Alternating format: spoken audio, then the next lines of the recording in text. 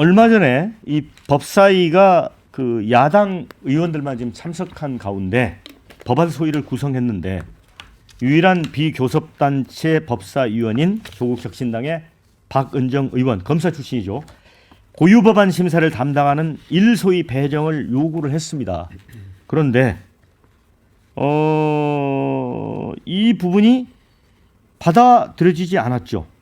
그 이제 박은정 의원이 특검법 또 검찰 개혁 법안에 대한 법무부 검찰 담당관이었던 제 전문성도 반영하고 소수 정당의 목소리를 반영해야 되겠다라고 얘기를 한 겁니다.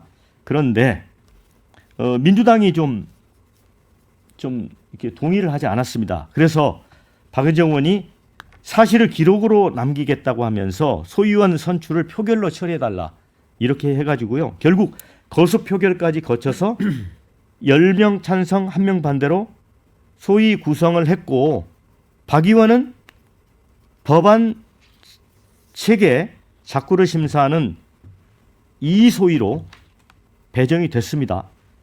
고유법안 심사를 담당하는 1소위 배정에 실패한 거예요. 그런데 조국 대표가 이 부분에 대해서 의미심장한 말을 했습니다. 앞으로 민주당과 경쟁 관계가 있을 수 있지만 두려워해서는 안 된다. 그러니까 이 부분에 대해서 좀 민감하게 반응하는 부분이 있거든요. 의원님은 어떻게 보세요? 네. 글쎄요. 그 법안 소위 1소위는 아마 1당 2당이 주로 그 참여하는 모양이에요. 저는 이제 제가 법사위를 해본 적도 없고 이 소위 구성의 배정이 어떻게 이루어지는지를 잘 몰라서 그런데 이 그 조국 대표나 박은정 의원 입장에서는 충분히 가질 수 있는 불만 아닐까 싶은 생각이 드는 게 그 전문성이 충분히 있는 의원을 이렇게 법안 체계나 자구심사하는 이소위로 비교섭단체라는 이유로 배정하는 것에 대해서는 분명히 저는 뭐라 그럴까 문제제기랄까 이런 거를 하는 게 또 조국 대표나 혁신당 입장에서는 뭐 당연한 거 아니었을까 싶은 생각이 듭니다. 네. 그러면서 이제 조국 대표가 또 부연을 합니다. 이러한 문제를 비롯해서 다가오는 지방선거에서 조국 혁신당이 역할을 제대로 해야 민주당도 잘 되고 전체가 잘 되는 거다. 오만하게 말씀드리자면 조국 혁신당 만들어지지 않았다면 지난 총선에서 야권이 지금과 같이 승리할 수 있겠느냐. 이렇게 이야기를 했습니다. 민주당 역할이 아주 크다 생각하고 앞으로 협력하겠지만 혁신당 등장해서 민주당과의 일정한 긴장이 있었다. 앞으로도 그런 일이 발생할 거다. 조국 대표 입장에서 보면 상당히 열을 받을 만하다고 봅니다.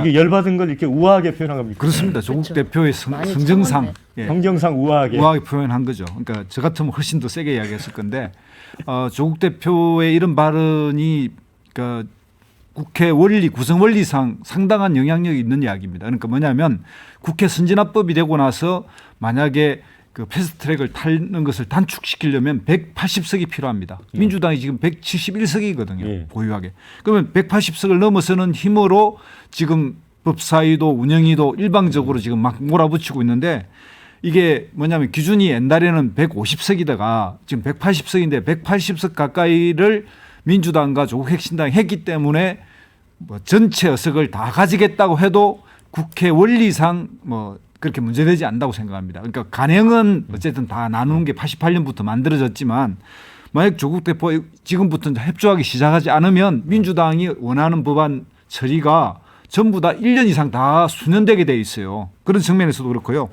또 하나는 이제 정치 권력 투쟁이 이제 정치의 본질 중에 하나인데 정청래 의원이 누굽니까? 바로 이재명 당대표의 바로 뭐 최측근 아니겠습니까? 이제 그런 측면에서 보면 그 심정을 대변하는 건데 은근히 이제 조국 대표가 차기 대선 후보로 거론되는 이런 부분도 견제하고 그다음에 조국 혁신당의 어떤 이런 부분이 민주당과의 관계 속에서 어느 정도는 견제돼야 된다고 생각하고 있기 때문에 충분히 일소위에 배정할 수 있음에도 불구하고 또 그러기를 요구했고 그럼에도 불구하고 이소위로 돌린다는 것은 한번 맛을 보여야 된다라고 생각해서 의도적으로 저는 했다고 생각하거든요. 그러니까 박은정 의원이 이제 검사 출신인데 이걸 기록으로 남기겠다고 해서 거습 표결을 요구를 해서 민주당 의원 10명은 찬성표를 던지고 본인만 반대표를 던졌단 말이에요.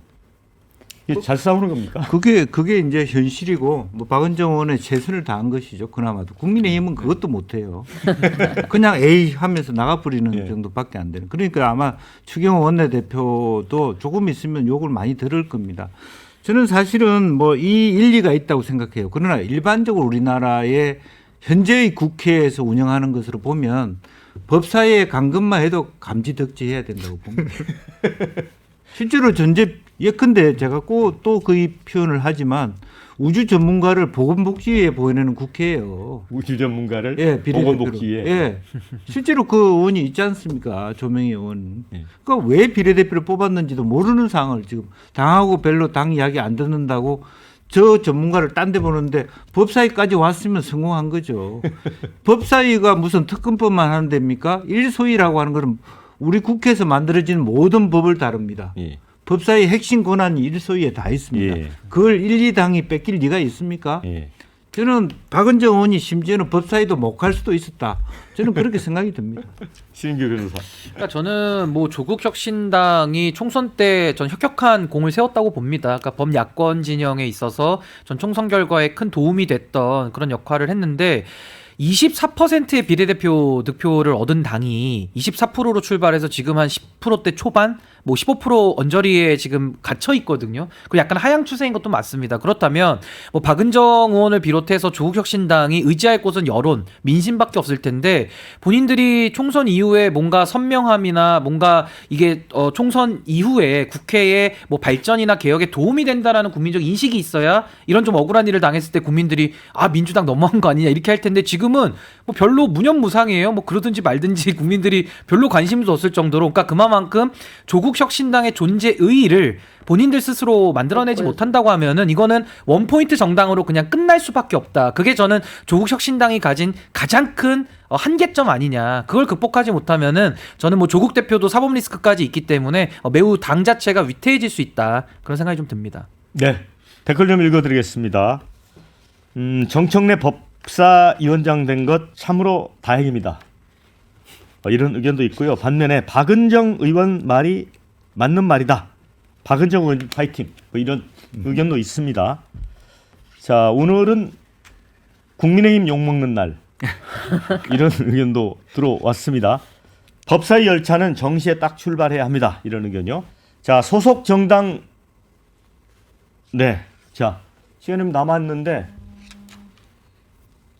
이제 앞으로 조국 혁신당과 민주당과의 관계 어떻게들 보시는지 좀 짧게 얘기 들어보겠습니다. 아니 제대로 대우를 받으려면 저는 조국 혁신당이 애초에 시작은 조국 대표 개인의 정치적인 보복 뭐 이런 게 하나의 계기가 돼서 당까지 만들고 총선까지 치렀는지 모르나 국민들이 3당의 지위까지 만들어줬잖아요. 그러면 그 국민들 기대나 이런 거에 부응하려면 정말 앞으로 의정 활동을 어떻게 하겠다든지 어떤 그 비전을 가지고 어떤 어젠다의 우선순위를 둬서 의정 활동을 하겠다든지 이런 거를 먼저 보여주었어야 되는데 지금까지 내놓은 거라고는 뭐 저는 화장실 대표 그러니까 혁신당 대표 앞에 화장실 있는 쪽을 대표실로 배정했다 이런 거밖에 생각나지 않을 정도의 약간 관종적인 행태를 보여준 게 법사위에서 그 민주당으로 하여금 이런 취급을 하게끔 만든 중요한 요인도 아니었나 싶어서 앞으로는 그래서 제가 계속 얘기하는 게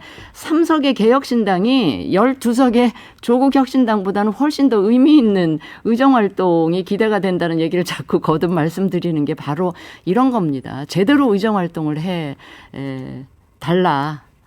그래야 대접받는다 하는 말씀을 드립니다. 네, 핵심 중에 핵심을 어찌 민주당이 혁신당에 주겠노 이런 의견도 있고요.